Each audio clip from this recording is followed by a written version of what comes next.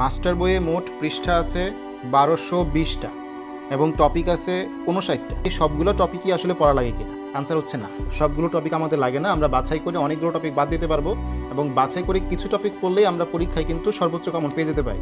এই সবগুলো টপিকের লিস্ট পেতে কমেন্ট করুন ইংলিশ মাস্টার, আমরা আপনার ইনবক্সে সবগুলো টপিকের লিস্ট পাঠিয়ে দিব।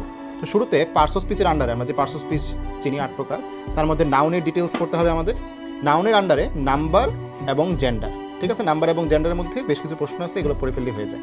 নাউনের পরে প্রোনাউন, ঠিক আছে, খুবই গুরুত্বপূর্ণ। এবং ভার্বের ক্লাসিফিকেশনের মধ্যে finite verb, non finite verb, gerund participle সব একসাথে চলে আসবে। পরে প্রশ্ন আসে হচ্ছে অ্যাডজেক্টিভ এবং অ্যাডভার্ব থেকে, যেটা আসলে আমাদের এই অ্যাডজেক্টিভ না, ঠিক আছে? যে এখানে যে অ্যাডজেক্টিভ টপিকটা আছে, অ্যাডভার্ব টপিকটা আছে, এটা না, এগুলো হচ্ছে classification of adjective, classification of adverb. এগুলো আমরা চাইলে স্কিপ করতে পারবো, যে এই অ্যাডজেক্টিভ চাইলে স্কিপ করা যাবে, ঠিক আছে?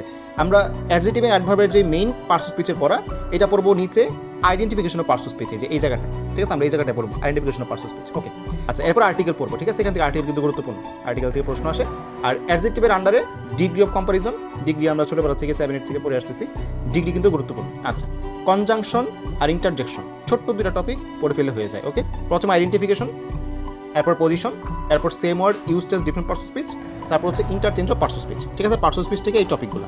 সাফিক্স প্রিফিক্স সময় থাকলে দেখে নেওয়া যাবে, সময় না থাকলে সমস্যা নেই, না দেখলেও হবে। আচ্ছা, এরপর টেন্স তো সবসময়ের জন্য গুরুত্বপূর্ণ, ছোটবেলা থেকে আমরা পড়ে আসতেছি। আইডেন্টিফিকেশন অফ টেন্স এবং টেন্সের মধ্যে আরেকটা আছে সিকোয়েন্স অফ টেন্স, ঠিক আছে? এই দুটো একসাথে।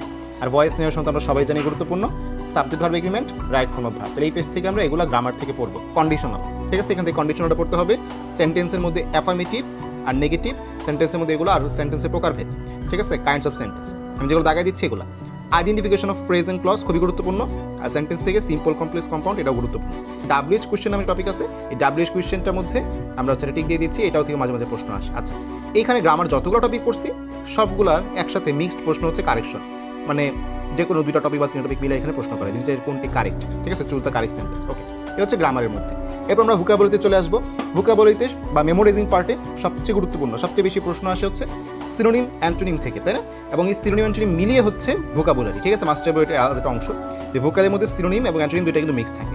ওকে, এরপরে অ্যাপ্রোপ্রিয়েট প্রিপোজিশন আর ইউজেস অফ প্রিপোজিশন থেকে, ঠিক আছে? এই যে এটা হচ্ছে ইউজেস অফ প্রিপোজিশন, এটা হচ্ছে অ্যাপ্রোপ্রিয়েট প্রিপোজিশন, এটা পড়তে হবে। আর প্রিপোজিশনের মতোই কাছাকাছি টপিক হচ্ছে গ্রুপ ভার্ব, ঠিক আছে? প্রিপোজিশন পড়লে এটাও কিন্তু সাথে সাথে পড়ে ফেলা যায়। ওকে, স্পেলিং গুরুত্বপূর্ণ, ইডিয়ম এন্ড ফ্রেজ গুরুত্বপূর্ণ, এবং ওয়ান ওয়ার্ড সাবস্টিটিউশন, ঠিক আছে? ওয়ান ওয়ার্ড সাবস্টিটিউশন, এই টপিকগুলো যদি আমরা ভালো মতো পড়তে পারি তাহলে মোটামুটি প্রিপারেশন ডান। এরপরও যদি সময় থাকে প্রভাব আর ট্রান্সলেশনটাও একবার দেখে নেওয়ার জন্য, তবে এটা না দেখলেও খুব বেশি সমস্যা হয় না। গ্রামার এবং ভোকাবুলারি পড়ার পরে এই ট্রান্সলেশন ইজিলি পারা যায়। মাস্টার বইয়ের পর এটা হচ্ছে আমাদের লেটেস্ট কোর্স, 50 দিনে যদি